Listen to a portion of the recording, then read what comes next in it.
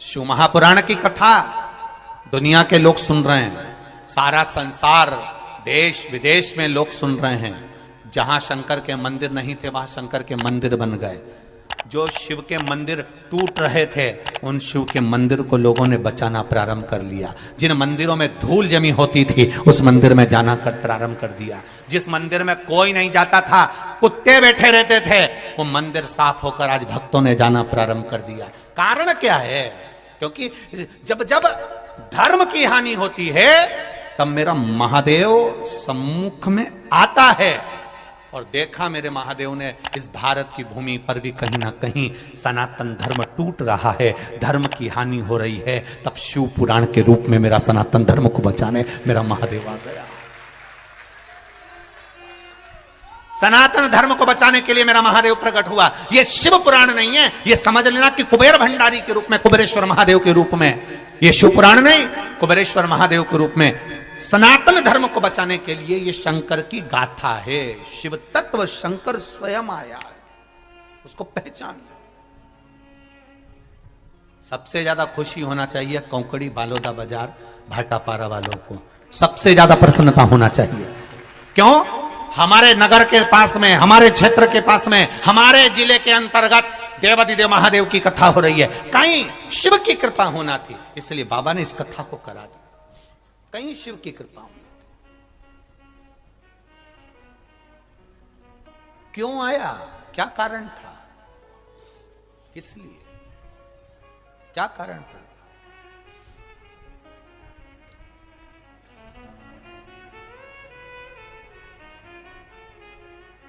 साहब,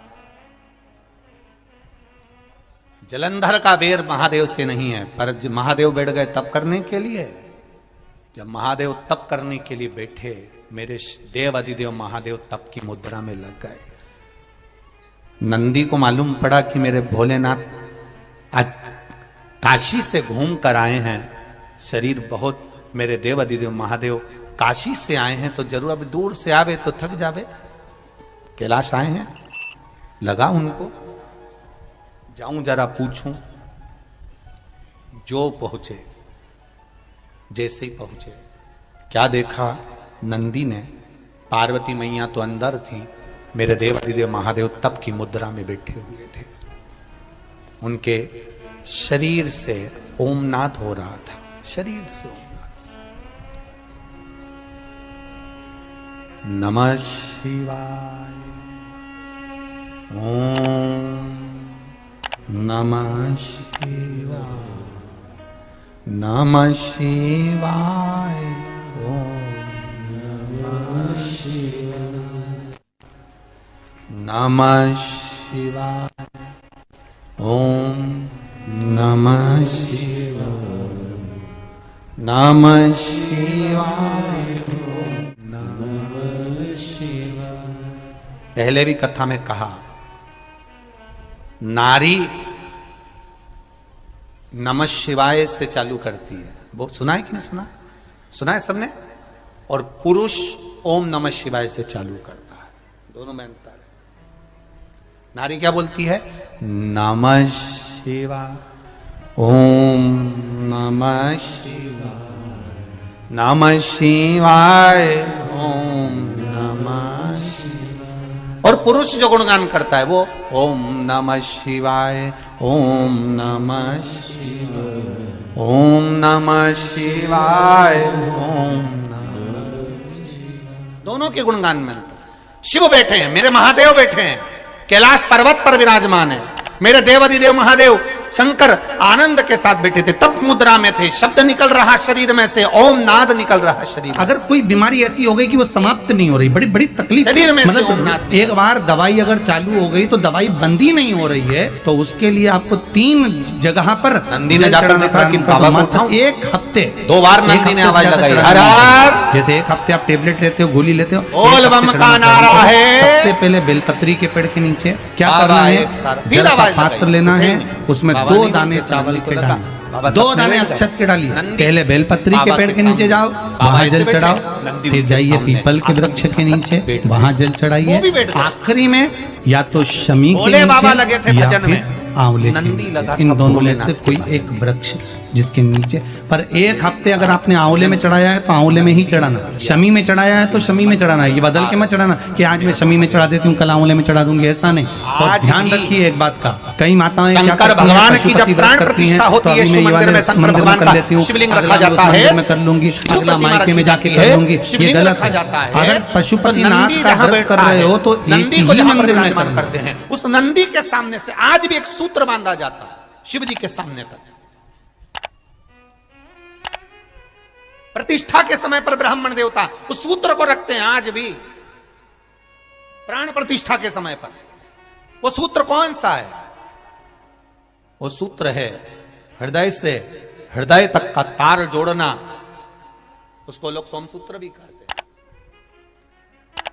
आज भी लोग रखते हैं उसको, स्वर्ण तार, चांदी का तार भगवान शिव के शिवलिंग से नंदी के सम्मुख में सोमसूत्र का स्मरण किया जाता, आज भी बांधते हैं, आज भी लगाते हैं जब विराजमान करते। अब नंदी बैठे भगवान शिव के सामने, तप में लीन, महादेव तप में लीन। इतनी देर में आ गया जलंधर, जिसका कोई बैर नहीं महादेव से, कोई बैर नहीं है महादेव से, तो भी जलंधर आया।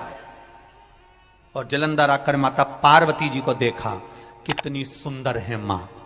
देखकर जलंधर ने माता का हाथ का स्पर्श करा। उस समय पर मां शिव का स्मरण कर रही थी, भगवान शंकर का स्मरण कर रही थी मां। कोई बैर नहीं है जलंधर से। और एक बात याद रखिए, जितने लोग आस्था चैनल पर कथा सुन रहे हैं, जितने फेसबुक यूट्यूब पर सुन रहे हैं, और जितने इस कौकड़ी गांव के अंतर्गत छत्तीसगढ़ में कथा सुन रहे हैं, मेरे धान के कटोरे में बैठकर आप लोग कथा का रसतत्व ग्रहण कर रहे हैं, एक बात का स्मरण जरूर रखिएगा, कोई कोई आपकी जिंदगी में ऐसा मिलेगा जिसका आपने कुछ नहीं बिगाड़ा,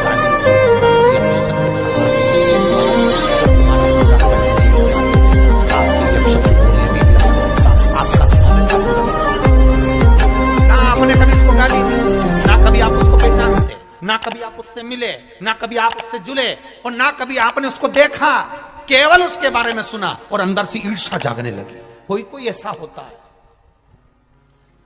कर्ण की, राजा कर्ण की अर्जुन से कोई बैर था क्या? अरे बोलो तो जम के नहीं। अर्जुन ने कभी राजा कर्ण को, दानवीर कर्ण को कभी अपशब्द कहा था क्या? नहीं। पांडवों ने कभी कर्ण को कुछ कहा था? एक शब्द पांडव नहीं बोले कर्ण के लिए, एक शब्द नहीं बोले। उसके बाद भी कर्ण, उसके बाद भी कर्ण, अर्जुन, नकुल, सहदेव, भीम, युधिष्ठिर से बैर रखता था। ऐसे कई हैं जो पहचानते ही नहीं है, जो आपसे मिले ही नहीं है, जो आपको जानते तक नहीं है, बस आपकी प्रशंसा सुन नहीं सकते और उनके मन में ईर्ष्या जागृत हो जाती है। समझ लेना, ये जलंधर जैसी औलादें बहुत सारी हैं, बहुत।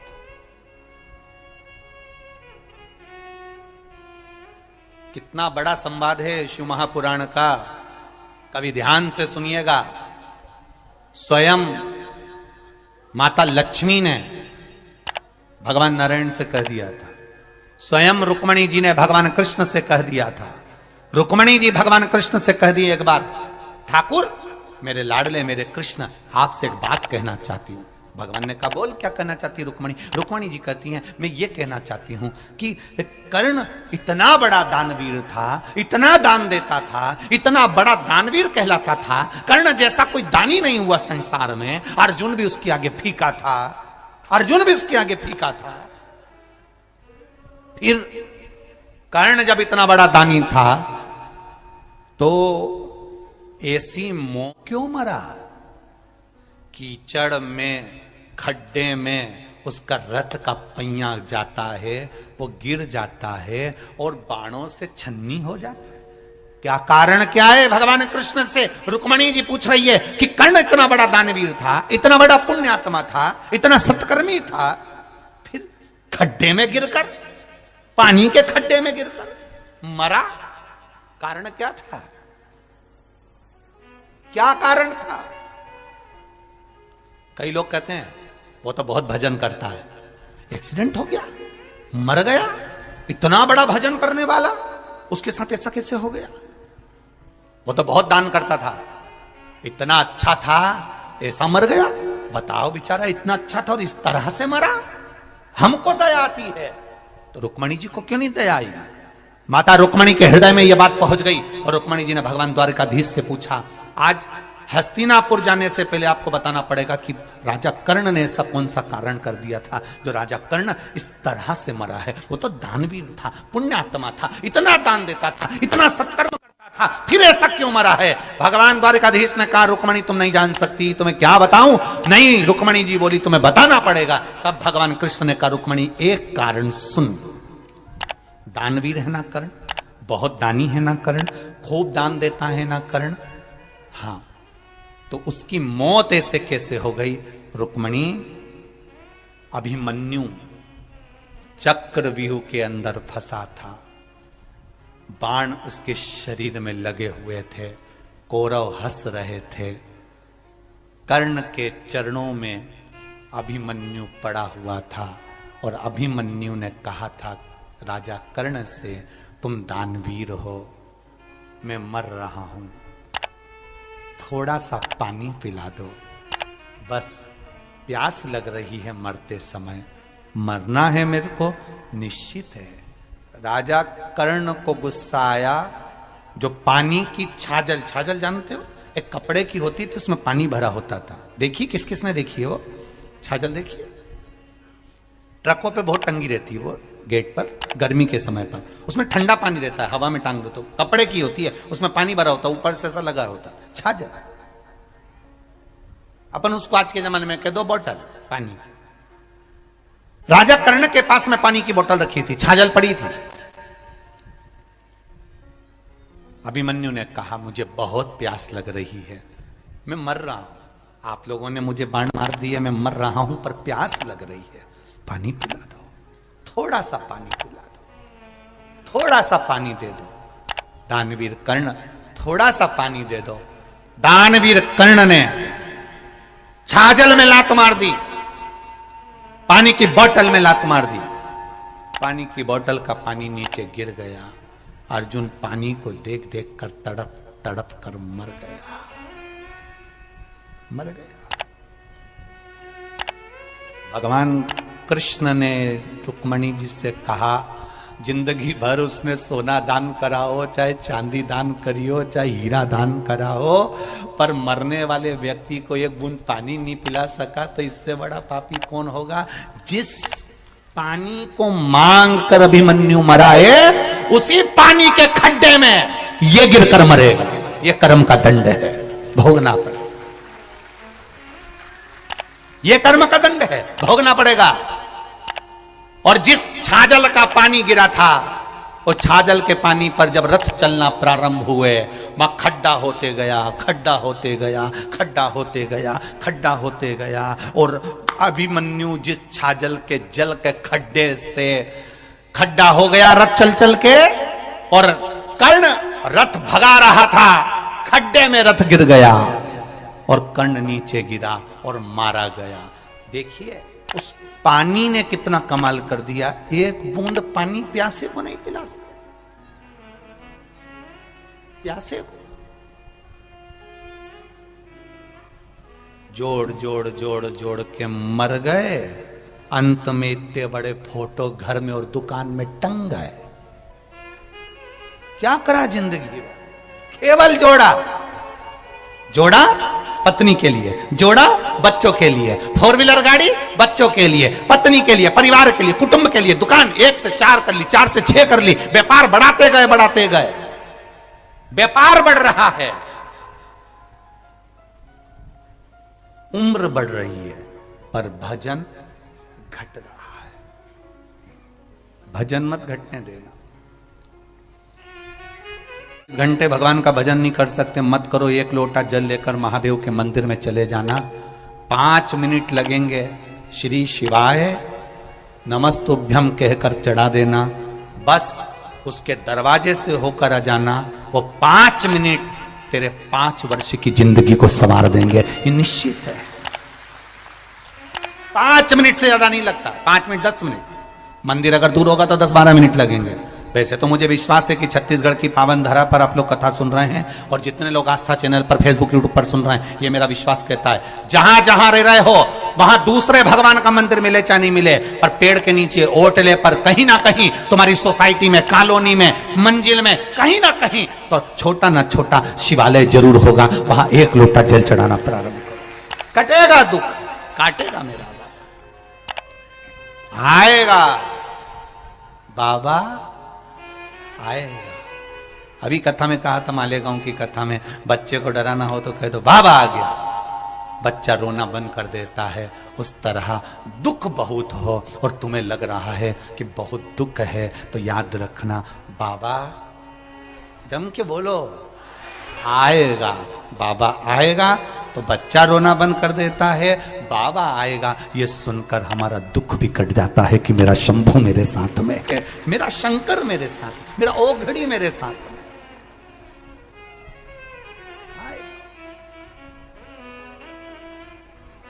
बुरे नहीं सकता।